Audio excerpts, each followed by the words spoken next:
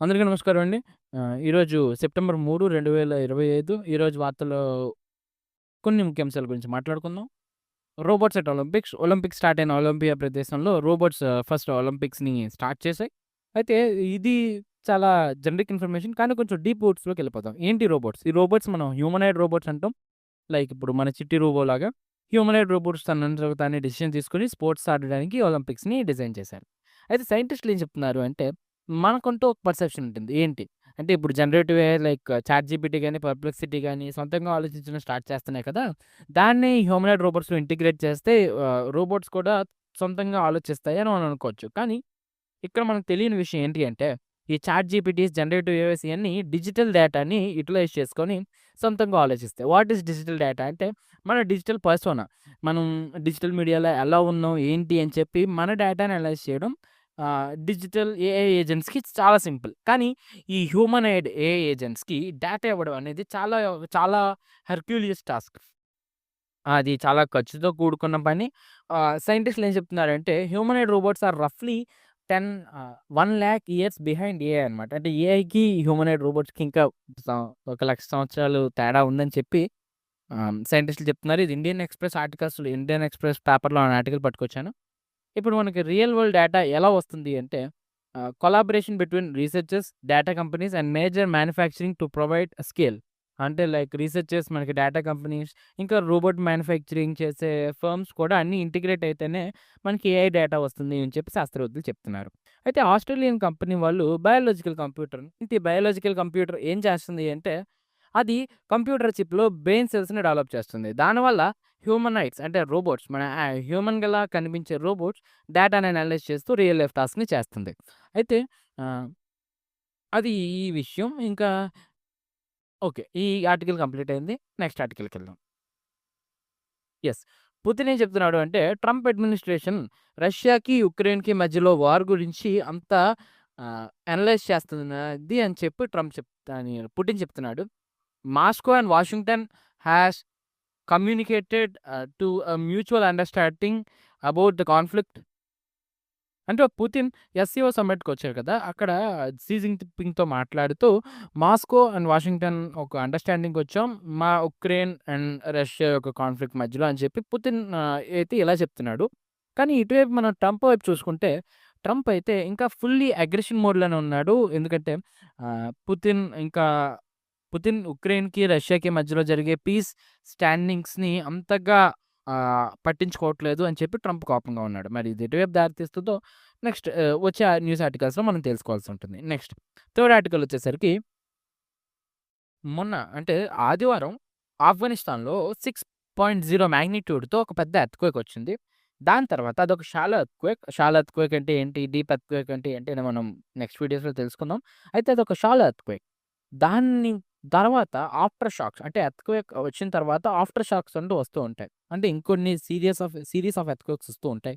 దాంట్లో భాగంగానే నిన్న 5.5 మాగ్నిట్యూడ్‌తో సౌత్ ఈస్టర్న్ ఆఫ్ఘనిస్తాన్‌లో ఒక ఎర్త్‌క్వేక్ వచ్చింది. ఈ 2 ఎర్త్‌క్వేక్‌ల వల్ల సుమారుగా 1,400 మంది చనిపోయి ఉంటారు అని చెప్పి ఆఫ్ఘనిస్తాన్ యొక్క తాలిబాన్ గ్రూప్ చెప్తుంది. ఇంకా యెస్.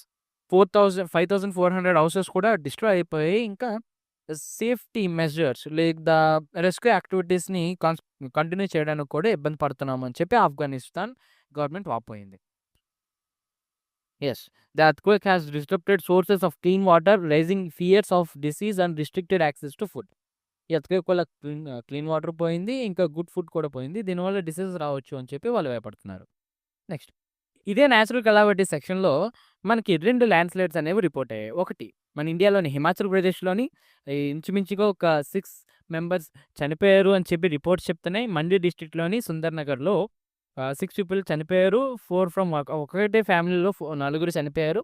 ఇద్దరేమో పాసర్ బైస్ అంటే టూ వీలర్స్‌లో ఉన్నోళ్ళు ఇద్దరు చనిపోయారు. ఇండియన్ ఆర్మీ, ఎన్‌డీఆర్ఎఫ్ బృందాలు వాళ్ళకి సహాయక చర్యలను అందిస్తూనే ఉన్నాయి. నెక్స్ట్ వచ్చేసరికి సూడాన్‌లోని డఫర్ రీజియన్‌లో Tarsin village and Jebel Marra mountains దగ్గర సెప్టెంబర్ 1 తారీఖున ఒక ల్యాండ్ స్లైడ్ జరిగింది.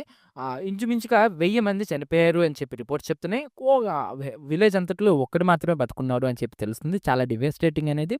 బ్రెజిల్ యొక్క ఫార్మర్ ప్రెసిడెంట్ బోల్సనారో. బోల్సనారో మీద ట్రయల్స్ అనేవి జరుగుతున్నాయి.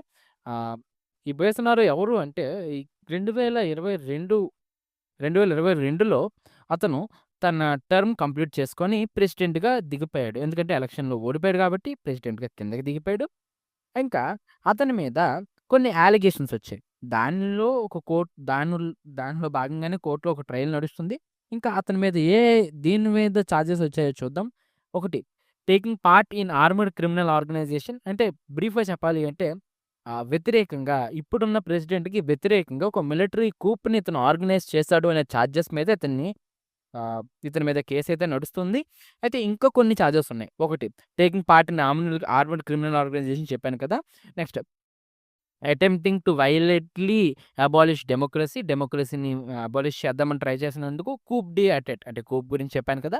Damage to government property damage చేయించేందుకు ఎందుకంటే 2023లో ఇతను కొన్ని సీరీస్ ఆఫ్ రైట్స్‌ని కండక్ట్ చేశాడు అని చెప్పి అలిగేషన్స్ అయితే ఉన్నాయి. Next damage to protected cultural assets గురించి ఉన్నది. ఇంకొక ఇంపార్టెంట్ విషయం ఏం చెప్పాలి అంటే ఇతను ఇప్పుడున్న ప్రెసిడెంట్‌ని అండ్ ఇప్పుడు current chief justice of supreme court of బ్రెజిల్‌ని ఇద్దరిని పాయిజన్‌తో చంపాలని చెప్పి ట్రై చేశాడని వచ్చింది. ఎంత పిచ్చోడు కాకపోతే చూడండి. నెక్స్ట్ దీని మీద చార్జెస్ అయితే నడుస్తూ ఉన్నాయి.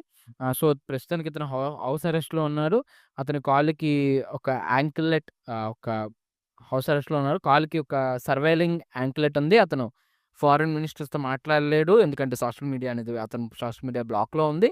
నెక్స్ట్ ఇక్కడ ఇంక మనం ఇంపార్టెంట్ విషయం నోటీస్ చేయాల్సింది ఏంటి అంటే, ఈ బాల్సనారో అనేవాడు ట్రంప్‌కి క్లోజెస్ట్ అలై అనమాట. సో, ఏమవుతుందో దాని తర్వాత వచ్చే పరిణామాలేంటో మనం కొంచెం చూసుకుంటూ ఉండాలి. ట్రయల్ ఇంకా నడుస్తూనే ఉంది. నెక్స్ట్ ఇతన్ని ఫెడరల్ ఎలక్షన్ కోర్ట్ అనేది 2030 వరకు ఎలక్షన్స్‌లో పార్టిసిపేట్ చేయకూడదు అని బ్యాన్ చేసింది. సో, ఇతను మళ్ళీ ప్రెసిడెంట్ అవ్వడం అయితే చాలా కష్టం. బోల్సనారో గురించి అయిపోయింది కదా! ఇప్పుడు నెక్స్ట్ వచ్చేసరికి యాహ్! ట్రంప్ తెలిసింది కదా! పిచ్చి పిచ్చి పనులన్నీ చేస్తూ ఉంటాడని. ఈసారి ఎందుకో ఈ క్లాసికల్ ఆర్కిటెక్చర్ మీద అతనికి కన్ను పడిందేమో. ఇప్పుడున్న ఆర్కిటెక్చర్‌ని మళ్ళీ మారుస్తూ making federal architecture beautiful again అని చెప్పి ఒక ఎగ్జిక్యూటివ్ ఆర్డర్‌ని అయితే ఇష్యూ చేసింది వైట్ హౌస్. ఈ ఎగ్జిక్యూటివ్ ఆర్డర్ అనేది రెండో ఎగ్జిక్యూటివ్ ఆర్డర్. ఫస్ట్ వచ్చేసి ఎగ్జిక్యూటివ్ ఆర్డర్ అంటే అది గవర్నమెంట్ ఆర్డర్. లైక్ ఇప్పుడు మనం గవర్నమెంట్ ఆర్డర్ అంటాం. ఎగ్జిక్యూటివ్ ఆర్డర్ అనుకుంటూ ఉంటారు. It's not a law. It's not passed by the parliament. Next ఇప్పుడు క్లాసికల్ ఆర్కిటెక్చర్ ఏంటి అంటే, అది గ్రీక్ అండ్ రొమానియా యాంటిక్విటీ నుంచి డిరైవ్ అయ్యి ఉంటుంది. Next historical context in America founders ఏమో ఈ మొత్తం ఆళ్ళున్న పెద్ద పెద్ద బిల్డింగ్స్ లైక్ హౌసెస్ వాషింగ్టన్‌లో ఉన్న ఆహ్, గవర్నమెంట్ ఆఫీసెస్ అన్నిటిని క్లాసికల్ ఆర్కిటెక్చర్ కింద మారుద్దామని చూస్తూనే ఉన్నారు. ఎర్లీ అమెరికన్స్ అయితే క్లాసికల్ ఆర్కిటెక్చర్ మీదే ఉన్నారు. కానీ 1960లో మోడర్నిస్టిక్ డిజైన్స్ రావడం వల్ల ఈ క్లాసికల్ ఆర్కిటెక్చర్ అనేది వెనక్కి వెళ్ళిపోయింది అని చెప్పి ట్రంప్ మాట్లాడుతున్నాడు. అయితే ఏంట్రా ఈ క్లాసికల్ ఆర్కిటెక్చర్‌లో ఉన్న ఇంపార్టెన్స్ ఏంటి అంటే, ఈ ఆర్కిటెక్చర్‌లో ఆహ్, ఆంథ్రోపోసెన్ సారీ ఆంథ్రోపోసెంట్రిక్ డిజైన్ ఉంటుంది. అంటే హ్యూమన్ బాడీ అనేది ఒక మోడల్‌లా ఉండి దాన్ని బేస్ చేసుకొని ఆర్కిటెక్చర్ అనేది డిజైన్ అయ్యి ఉంటుంది. నెక్స్ట్ ఇందులో కాలమ్స్ అండ్ క్యాపిటల్స్ ఉంటాయి. హ్యూమన్ ప్రపోర్షన్స్‌ని రిఫ్లెక్ట్ చేస్తూ ఉంటుంది. నెక్స్ట్ మాన్యుమెంటరీ ఇందులో రూమ్స్, కాలమ్స్ అనేవి ఎక్కువగా కనిపిస్తూ ఉంటాయి. Next innovation and material Greeks అనేవాళ్ళు వుడ్‌ని స్టోన్‌తో రిప్లేస్ చేశారు. ఇప్పుడు మనం స్టీల్‌ని బాగా వాడుతున్నట్టే ఇంటీరియర్స్‌లో వాళ్ళు స్టోన్‌ని బాగా యూజ్ చేసేవారు. అది classical design. Next studying in US. ఇప్పుడు యూఎస్‌లో చదవడానికి ఎఫ్-1 వీసాస్ అనేవి ఉండేవి. ఇప్పుడు రూల్స్ తీసుకొచ్చారు. దాని గురించి మనం మాట్లాడుకుంటున్నాం. ఎఫ్-1 వీసా అంటే ఏంటి అంటే, ఇప్పుడు స్టూడెంట్‌గా ఎళ్ళాలి, ఒక కాలేజ్‌లో జాయిన్ అవ్వాలి అంటే ఆ ఎఫ్-1 వీసా మనకిస్తారు. ఆ ఎఫ్-1 వీసా ద్వారా మనం ఆ కాలేజ్ టర్మ్ కంప్లీట్ అయ్యేంత వరకు అక్కడే ఉండొచ్చు. కానీ దీనివల్ల కొంతమంది ఏం చేస్తున్నారు అంటే, ఈ ఎఫ్-1 వీసాని అడ్డుపెట్టుకొని ఒక కోర్స్ అయిపోయిన తర్వాత ఇంకో కోర్స్ అయిపోయిన తర్వాత ఇంకో కోర్స్ అలా కోర్సెస్ మారుస్తూ ఉండి ఎఫ్-1 వీసాని వాళ్ళు విచ్చలవిడిగా వాడేస్తున్నారు అని చెప్పి, ఎఫ్-1 వీసా అండ్ జే-1 వీసా మీద క్యాప్స్ అనేవి అంటే సీలింగ్ క్యాప్స్ అనేవి ఇంట్రొడ్యూస్ చేశారు. అంటే ఒక ఎఫ్-1 వీసా ద్వారా కేవలం 4 ఏళ్ళు మాత్రమే ఒక స్టూడెంట్ ఒక కోర్స్‌లో పార్టిసిపేట్ చేయగలడు. ఇంకో కోర్స్ 4 ఏళ్ళు దాటి ఇంకా నేను కోర్స్ చేయాలనుకుంటే ఈసీఓ అంటే departments of homes and section home home sections కింద అతను ఎక్స్టెండ్ చేసుకోవాలి. తన యొక్క దాన్నేమంటారు? తన యొక్క రెసిడెన్సీని తను ఎక్స్టెండ్ చేసుకోవాలి. ఇంకా పీహెచ్‌డీ చేయాలన్న ప్రతి దానికి అతను ఎక్స్టెండ్ చేసుకుంటూ రావాలి. దీనివల్ల చాలామంది ఇంటర్నేషనల్ స్టూడెంట్స్ ఇబ్బంది పడుతున్నారు అని చెప్పి మనకి ఆర్టికల్‌లో రాశారు. మీకొక చిన్న డేటా పాయింట్ ఇస్తాను. ఎఫ్1 అడ్మిషన్స్ 1980-81 వరకు 2,60,60,000 ఉండేవి. కానీ 2023 వచ్చేసరికి అది ఆహ్, 1.6 మిలియన్ పీపుల్ కింద పెరిగిపోయారు. అయితే జే1 వీసా వచ్చేసరికి 250% గ్రోత్ చూసిందంట. 1980-2023 మధ్యలో. మరి ఎంతమంది దీన్ని యూజ్ చేసుకుంటున్నారో చూడాలి. అయితే ఇది ఎవరి మీద ఇంపాక్ట్ చూపిస్తుంది అంటే ఆహ్ స్టూడెంట్స్ మీద ఇంపాక్ట్ చూపిస్తుంది. పీహెచ్‌డీ అండ్ మల్టిపుల్ డిగ్రీస్ చేయాలనుకున్నోళ్ళ మీద ఇంపాక్ట్ చూపిస్తుంది. ఇంకా యూనివర్సిటీస్ అయితే దాన్ని అబ్స్ట్రక్ట్ చేస్తన్నాయి. ఇది కరెక్ట్ కాదు అని చెప్తుంది. అయితే మొత్తానికి ఈ ఎఫ్1 అండ్ జే1 వీసాల మీద సీలింగ్ లిమిట్ అయితే ఏశారు. ఇది కీ టేక్‌అవే మనం ఈ న్యూస్ ఆర్టికల్ నుంచి తీసుకోవాల్సింది. సో, ప్రస్తుతానికైతే అంతే. మిగతా మిగతా ఇంకా బోలెడున్నాయి ఈరోజు చెప్పుకోవాల్సినవి. మిగతాది నెక్స్ట్ సెషన్ ఆఫ్ డేలో చూసుకుందాం మనం. ఈ నెక్స్ట్ సెషన్ ఆఫ్ డేలో మనం పుతిన్ అండ్ మోదీలో మధ్యలో జరిగిన కార్ డిస్కషన్ గురించి కూడా మనం డిస్కస్ చేసుకుందాం. ఉంటా మరి. ఈ రోజుకి ఉదయం వార్తలతో సమాప్తం. మధ్యాహ్నం వార్తలతో మళ్ళీ కలుద్దాం. బాయ్. సబ్స్క్రైబ్ చేసుకోండి గైస్. ఎందుకంటే మధ్యాహ్నం వార్తలు కూడా వస్తాయి. చాలా ఇంట్రెస్టింగ్ వార్తలు పట్టుకొస్తాను. ఉంటా మరి. బాయ్.